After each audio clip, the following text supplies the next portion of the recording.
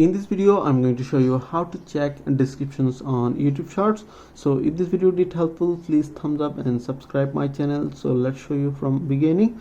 So first of all, open YouTube apps on your iPhone or Android, then select any shorts like that one, and to check descriptions of this video, just tap on three dot menu in this top right corner, and here is open pop-up, and first option is descriptions. So tap on descriptions, and as you can see here, showing only likes and views, and there is no descriptions.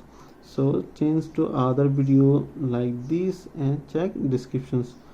That video also don't have descriptions, so like this, and there is no descriptions here.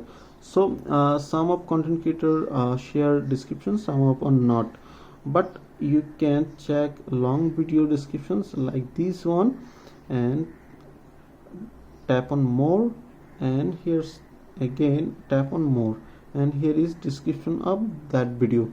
So pretty much that's it. If you have any questions, please let me know in comments. If this video did helpful, please thumbs up and share my video. See you on the next